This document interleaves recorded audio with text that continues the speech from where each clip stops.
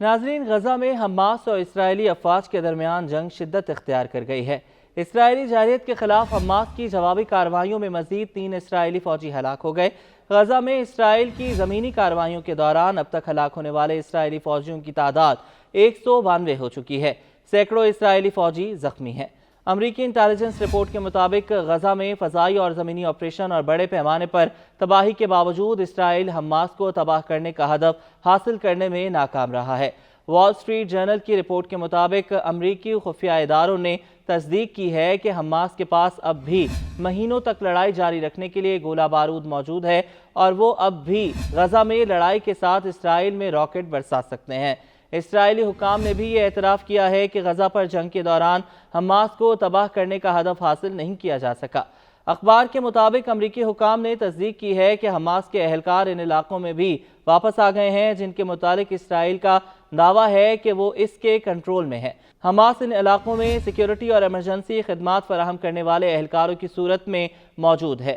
Wall Street Journal کے مطابق اسرائیلی حکام نے تسلیم کیا کہ حماس کے ارکان لڑائی کے لیے صورتحال کے مطابق ڈھل رہے ہیں اور اب ان کی حکمت عملی چھوٹے گروہوں میں لڑنا اور اسرائیلی فوجیوں پر گھات لگا کر حملے کے بعد غائب ہو جانا ہے۔ سابق امریکی جنرل جوزف ووٹل نے اخبار کو بتایا کہ صورتحال ظاہر کرتی ہے کہ حماس نقصانات کے باوجود مزید لڑنے کی صلاحیت رکھتی ہے۔ اخبار کے مطابق امریکی خفیہ اداروں کا اندازہ ہے کہ جنگ کے آغاز سے لے کر اب تک حماس نے اپنے 20 سے 30% جنگجوؤں کو کھو دیا ہے۔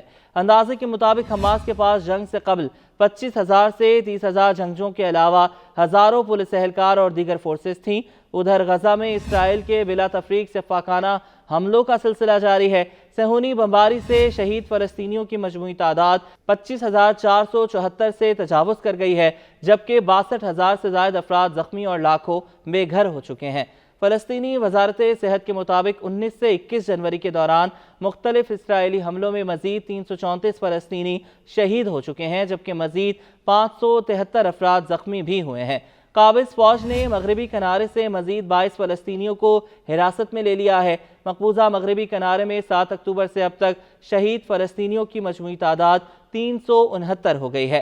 اقوام متحدہ کے ذیلی ادارے UNOCHA کے مطابق 20 جنوری تک غزہ میں کیمپوں سمیت مختلف علاقوں میں 17 لاکھ سے زائد بے گھر افراد موجود تھے۔ اوچھا کے مطابق غزہ میں کمال عدوان اسپتال سمیت 15 مختلف اسپتالوں نے محدود پیمانے پر دوبارہ کام شروع کیا ہے، تاہم اب بھی کئی اسپتال مکمل طور پر غیر فعال ہیں۔ اوچھا کی رپورٹ کے مطابق غزہ میں بے گھر افراد کے لیے انسانی امداد کی فراہمی تاحال مشکلات درپیش ہیں۔ جنوری کے پہلے 2 ہفتوں کے لیے مقررہ 29 فلاحی مشنوں میں سے صرف 7 مشن غزہ میں پہنچائے جا سکے ہیں، جس میں زندگیاں بچانے والی ادویات سمیت صرف بنیادی ضروریات کی چیزیں شامل تھیں۔ اقوام متحدہ کے مطابق اسرائیلی حکام کی جانب سے غزہ میں امداد کا سلسلہ جاری رکھنے میں رکاوٹیں ڈالی جا رہی ہیں۔ 20 اور 21 جنوری تک رفح اور کرم شلوم راہداریوں سے ادویات، غذا اور دیگر بنیادی اشیاء کے صرف 325 ٹرک غزہ میں پہنچائے جا سکے ہیں۔ ادھر اسرائیلی بمباری کے باعث کیمپوں، اسپتالوں، اسکولوں اور سڑکوں پر موجود لاکھوں بے گھر فلسطینی خوراک اور دواؤں کی شدید قلت کے باعث دباؤ کا شکار ہیں۔ دوسری جانب جنگی جنون میں مبتلا اسرائیلی وزیر اعظم نے یرغمالیوں کی رہائی کے لیے حماس کے جنگ بندی کے مطالبے کو پھر مسترد کر دیا۔ سعودی وزیر خارجہ شہزادہ فیصل بن فرحان نے کہا ہے کہ اسرائیل سے تعلقات معمول پر لانے والا واحد راستہ علاقائی استحکام اور فلسطینی مسئلے کے حل کے ساتھ ہے۔ امریکی میڈیا کو انٹرویو میں سعودی وزیر خارجہ نے مزید کہا کہ ہماری توجہ غزہ میں کشیدگی کم کرنے پر مرکوز ہے۔ شہزادہ فیصل بن فرحان نے کہا کہ ہمیں فلسطین کے مسئلے کے حل پر توجہ رکھنے کی ضرورت ہے۔ مستند اور ناقابل واپسی فلسطینی ریاست کی ضرورت ہے۔